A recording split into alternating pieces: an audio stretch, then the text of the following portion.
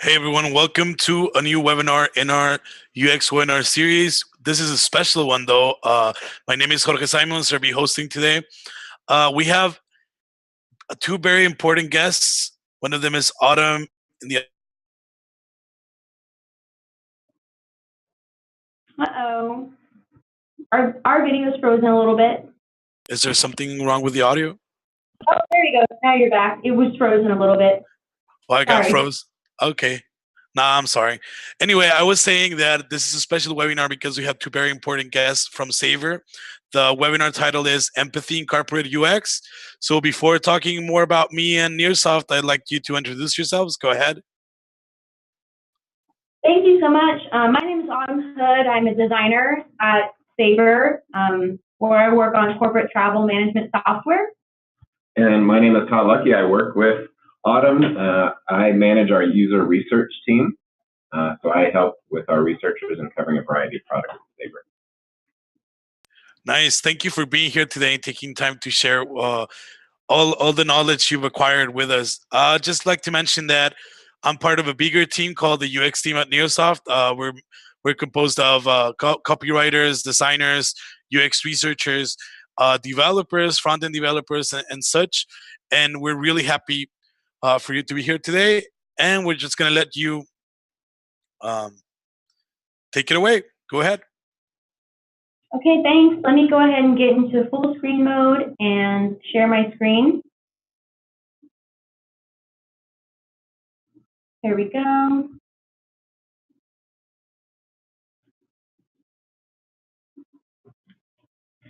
Okay, can everyone see my screen?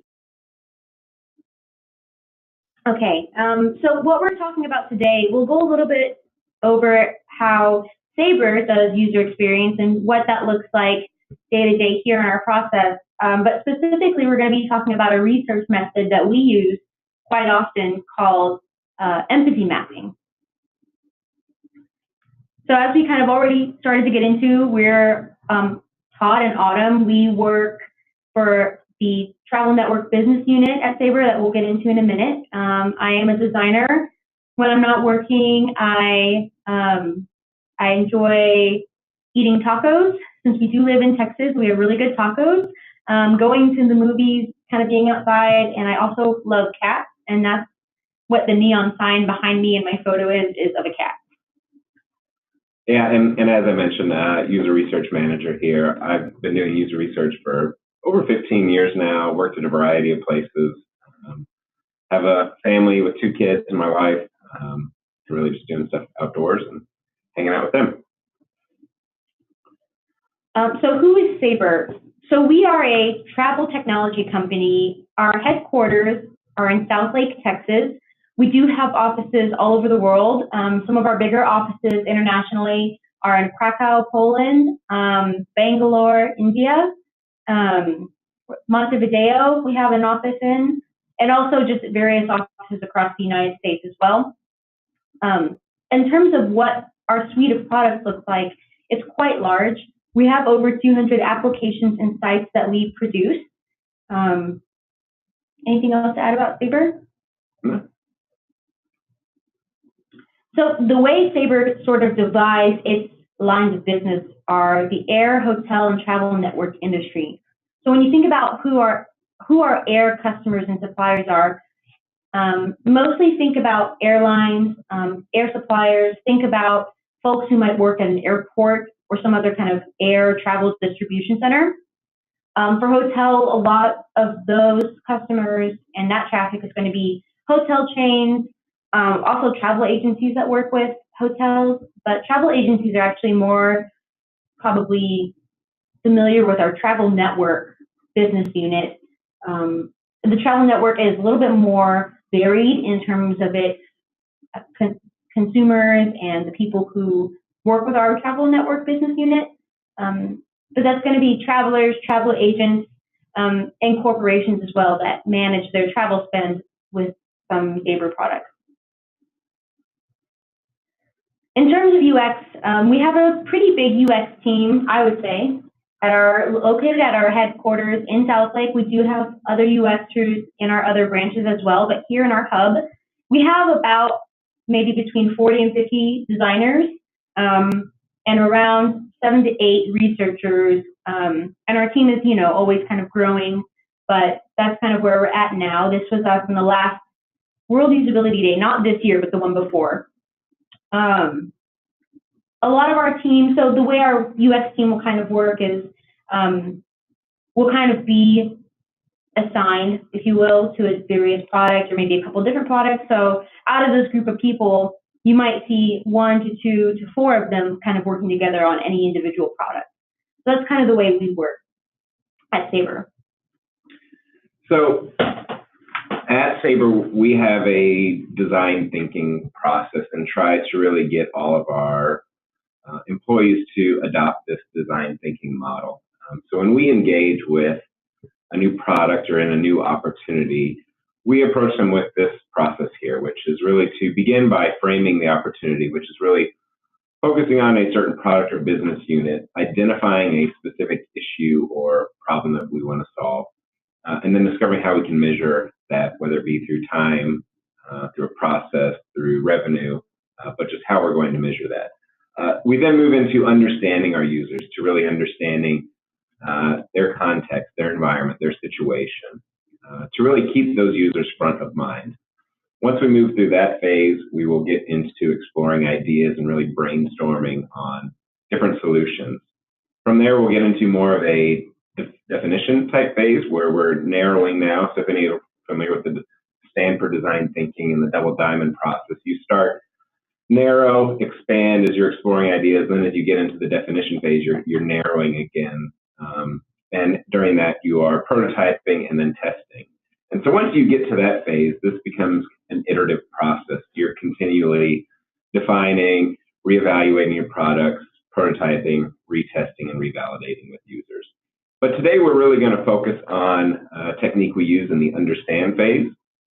So again, we know that we have a certain set of individuals who are going to be the users for this product. So we really want to understand who it is that we're solving for.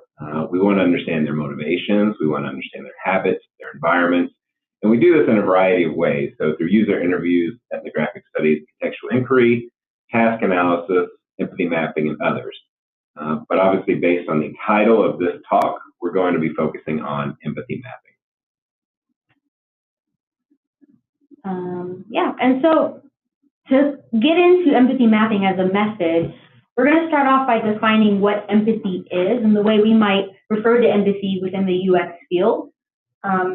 So we think of it as understanding and also being sensitive to feelings, thoughts, experiences that a user might have.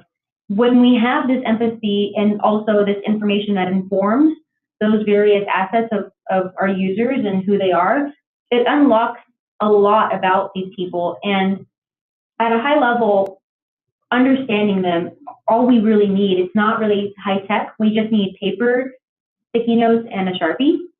And doing something like empathy mapping or some other activity where you're really getting into the minds of your users is essential, because not only does it confirm what you think that you do know about users, and especially the users for your particular product, but more importantly, it helps bring to light what you didn't know or what you maybe had misunderstood. So in terms of why you should conduct empathy mapping at the front of the product lifecycle, before you've done a lot into that defining, prototyping, and testing phase, just like any other product, you wouldn't start a product without some kind of product requirements, a timeline, and maybe a budget. So similarly, it wouldn't make sense to start a product or a project on a product without having this really essential information as to who is going to be using it, how, when they're going to be using it, what other challenges and expectations that they might have. And so that's the reason that you would want to conduct empathy mapping or a similar activity upfront and early on.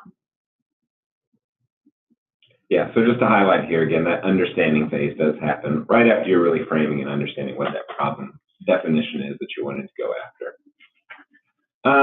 So who should you conduct empathy mapping with? Ideally, you would go to your end users to begin this process. So there's a game that I played as a kid, I think Autumn played as a kid, you may know of it, the telephone game, right? So you start out and you tell one person at the end of the line a word or a phrase, and they whisper to the next person, the next person, the next person. You go down the line, and at the end, you may have told somebody peanut butter, and they're telling you jelly at the end. It's similar with this, where you want to go straight to the source of the information, which is ideally you're going to the individual who is your end user, because they're going to be the ones who are best able to communicate all those things we mentioned before, their habits, their environment, their frustrations, their feelings, all those different types of things. Now, at Sabre, we realize that can be a challenge. I'm sure it's a challenge for some of you out there. We have products at Sabre that deal with a very niche market. So we have a product that specifically is used to balance the weight and distribute the weight on airplanes.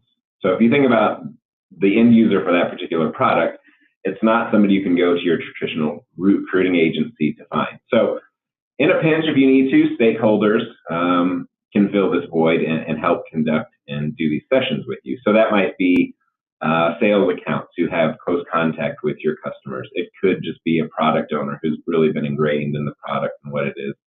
It could be various account executives. So in a pinch, the stakeholders will work. So we often go to various subject matter experts or rely on our sales team to provide participants with us.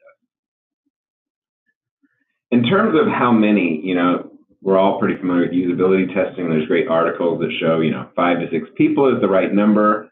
And usually those are done in one-on-one sessions. So how should you or who should you conduct the empathy mapping with?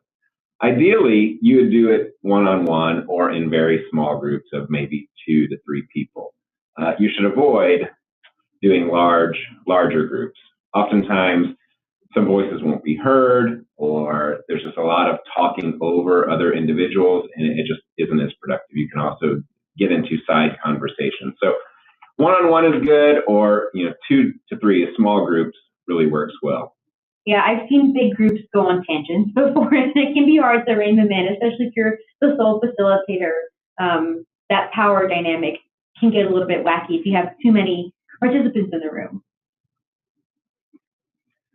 And so as Autumn mentioned earlier, it's pretty simple to do this. So all you need is about an hour of time, maybe less, depending on how familiar the individual is with the process and what you're doing. A laptop is useful to take notes. Plenty of sticky notes. Color really doesn't matter.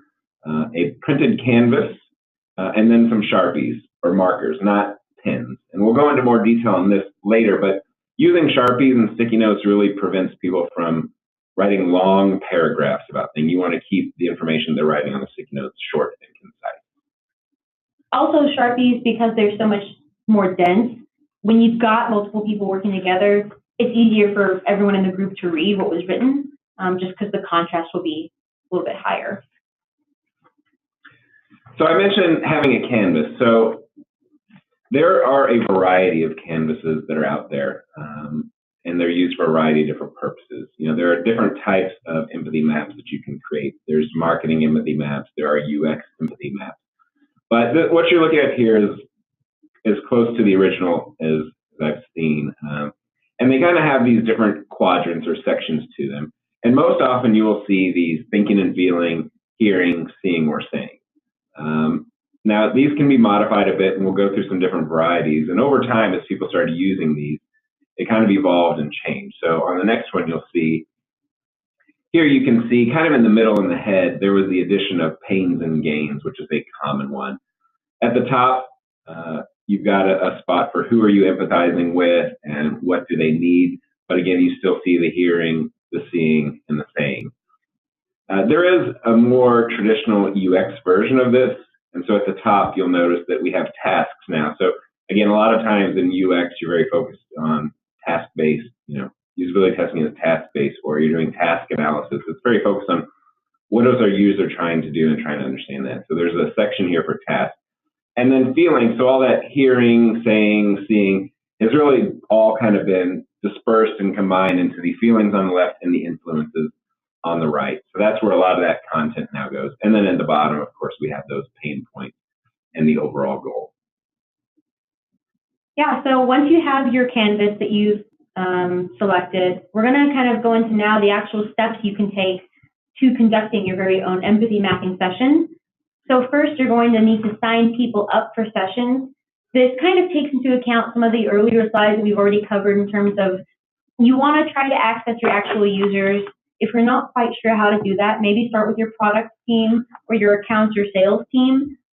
They should be able to help. If you have an in-house usability lab or some other kind of group that kind of facilitates gathering participants, they may be able to help you put together a screener or some kind of survey where you can access people that fit your demographic and your user base. So go about finding people and setting them up into time slots. Schedule for an hour, although it probably will not take an hour.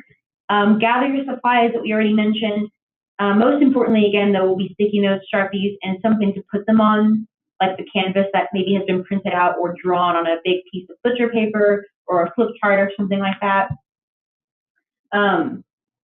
When they get to your facility, wherever you're going to be having the empathy mapping session, what we always do, and we find actually helps quite a bit, is we try to warm up a little bit with the participant. Maybe just a little bit of small talk, nothing, too over the top or that lasts maybe too long. Maybe offering them, would you like some water or a beverage?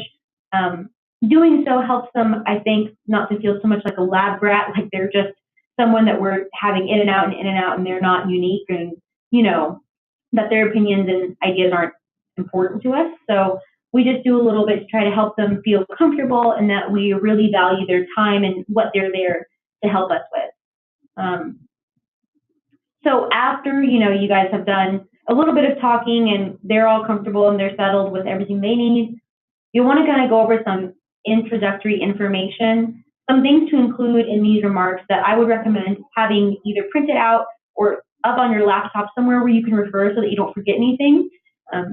But explaining who you are and what is it that you're doing. So whether that's UX, a lot of our users don't really know what UX is. So giving them a brief overview of what you're doing and how that involves them will be helpful for them to give you the best information.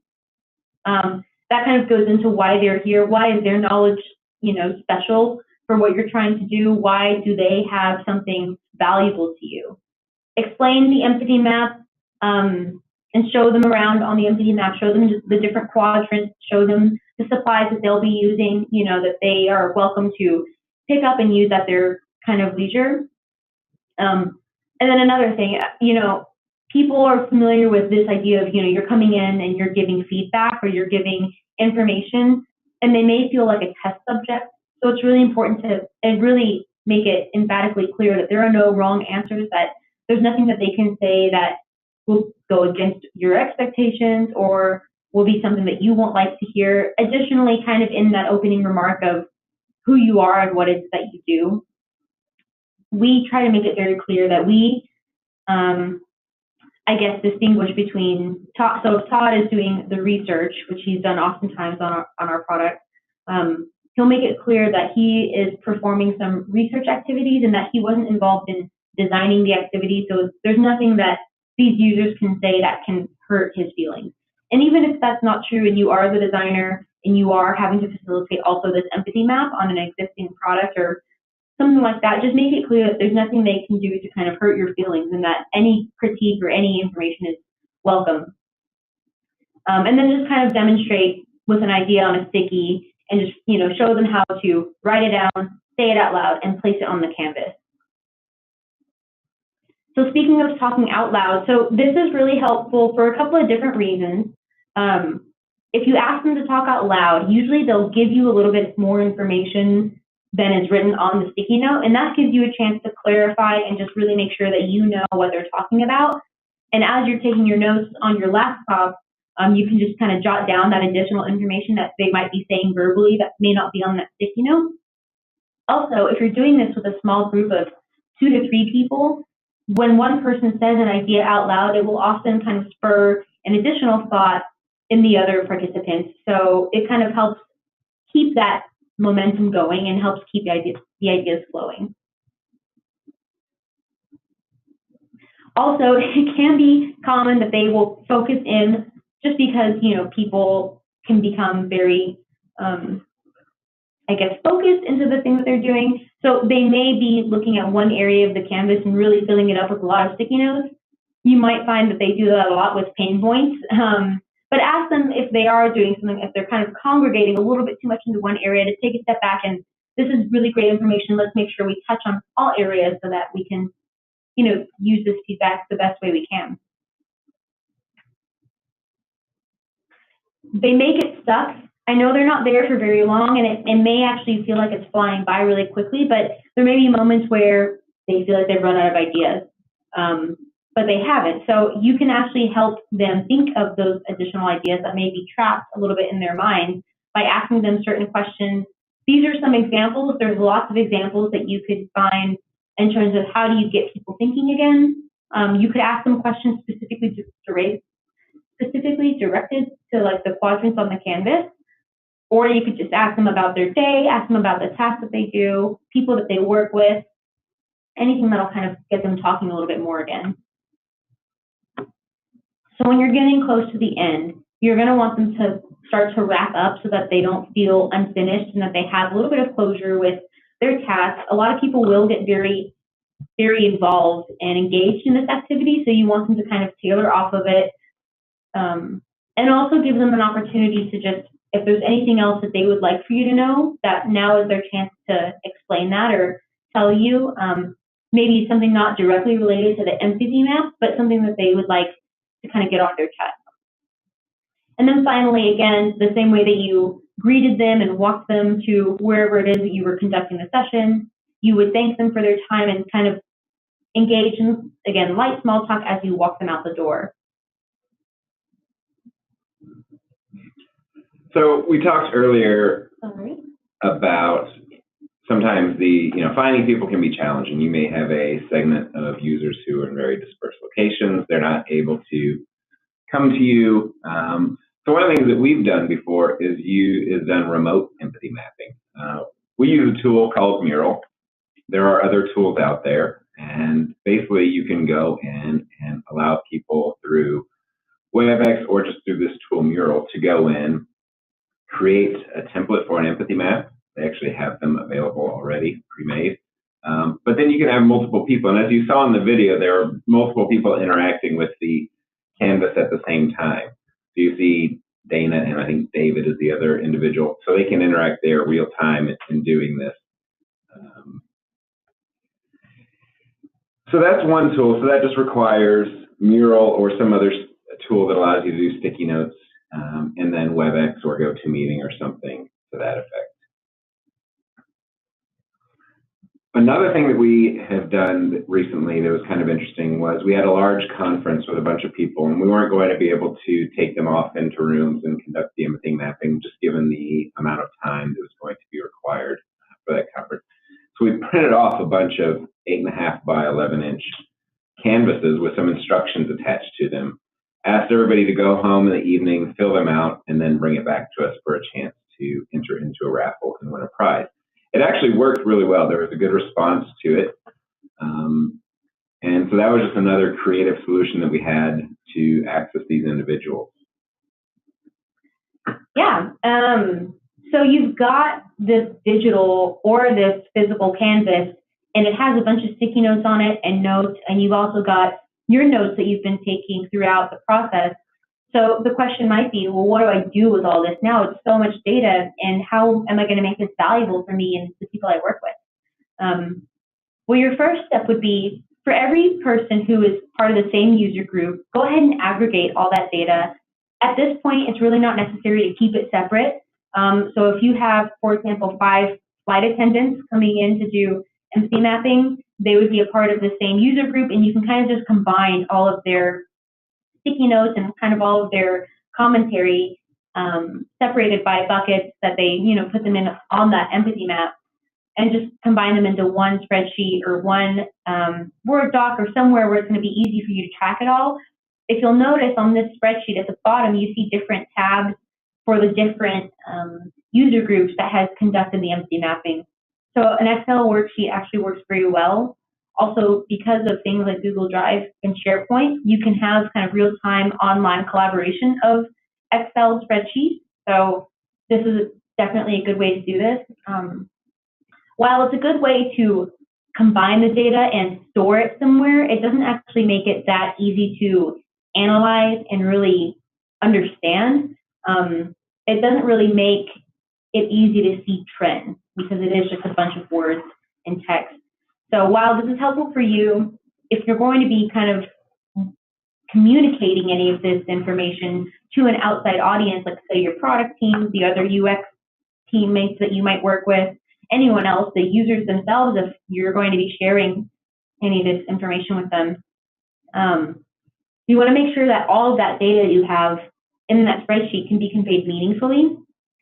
So, there's, out of all that information, you'll see that there are going to be a lot of trends and a lot of data visualization opportunities, whether that's pie charts that talk about, how often someone works from home, or how often someone works in a different office, or how often someone travels or is working 20 hours of overtime each week. Things like that can be conveyed visually a lot of the time. And if it is just a bunch of quotes or words and you're not totally sure how to convey that data, you can also consider using a word cloud if you're seeing a bunch of the same words or phrases crop up, or things that you can kind of translate to be the same words and phrases. But things like this will help people see all that data that you have in your spreadsheet, but kind of understand it very quickly and have a little bit more of an emotional response to that data. And then finally, the other thing that you can do for your UX team to also distribute among the other people on your team, like your product and your dev and your marketing, is create a persona. So persona is another UX artifact that you can use the data that you gathered in the empathy mapping session to inform. So you would want to do something like empathy mapping or interviews, contextual inquiry, some kind of established process to actually extract this data from real users before you go create a persona, because otherwise it's just made out of guesses, and those guesses may be inaccurate or not complete. So the persona is essentially this amalgamation of the most significant trends, the most common themes that you have out of all of that user research that you've done. And if you'll notice at the bottom, you'll see a lot of the same quadrants that we had on the canvas for the empathy map. We've turned into kind of headings for our bulleted list for their tasks, their environment, their pain points, and their goals. So we actually were able to take that data and just, pretty much copy and paste the things that were very common or the things that are very significant. In terms of design drivers, so what we did to kind of understand what should be a design driver is we looked and out of all of this data, we determined what are the things that are going to make the most difference in experience for these users. What are the things that are going to really push, past that point of it was an okay experience into, wow, I really love using this tool, even if I have to use it for work. So those are the things that we just, as a group, sat down and kind of agreed that these are things that are really, we have to keep in mind as we're designing. So with personas, it's good to have them digitally, but a lot of times you'll see personas displayed in the office somewhere. We do this as well at Sabre. We don't have them painted on the walls or anything, but we do have giant kind of plotter printer copies of our personas attached to the walls in various areas where we work, so that you're able to always keep the user in mind. Yeah, we'll also use them and take them into any other type of workshop we have with various team members, just to keep them in mind so we can refocus on, and this is an example here, Sasha, Isabel, Julia, Rob. You really know that your personas are making an impact, and your product and development is listening and keeping the user in mind when they start referring to your persona names. Not that you have to have names for personas, but I've worked for a number of different clients before, and they'd say, well, Jane's not going to like that. Jane was one of their personas. So it's in their head, and the more you can kind of put it out there and get people thinking about it, the more they will keep that user in mind as they go through various processes and activities. Yeah, it just makes it a little bit, again, easier to keep the user in mind. If you're thinking about creating a persona and you haven't done one before, again, using the quadrants from your empathy map is really a common strategy to filling out some of that information, just making sure that it's very data-driven. Usually it'll consist of what the persona type is. Usually a photo helps people empathize a little bit more, and a name, and something that will kind of be a little bit personal, like a quote or some kind of maybe factoid about their personal life. So yeah, those are kind of common assets of a persona. And then kind of the final step to do with this empathy map is to empower your designs. Because by now you have all this information, you really should have a wealth of data that can help you understand the feelings, the thoughts, the motivations, and the tasks of the people who are actually using your product. So thank you for joining us. Do you have any questions?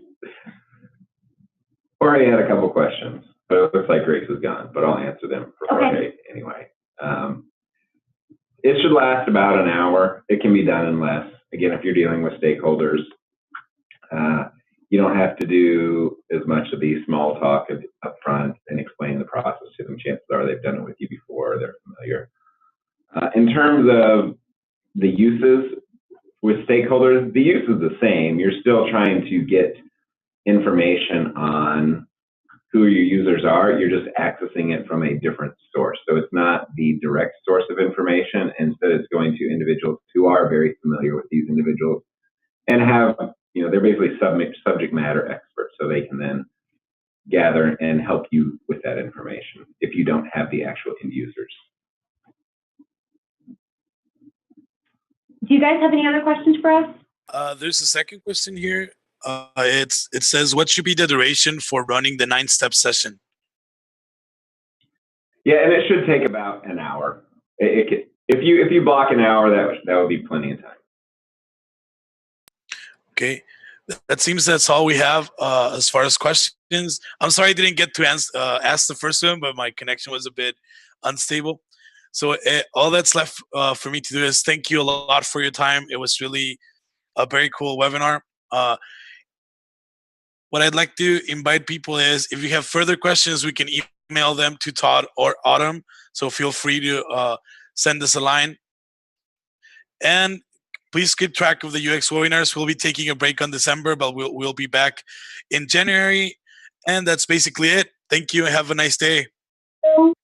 Thanks. Bye. Bye.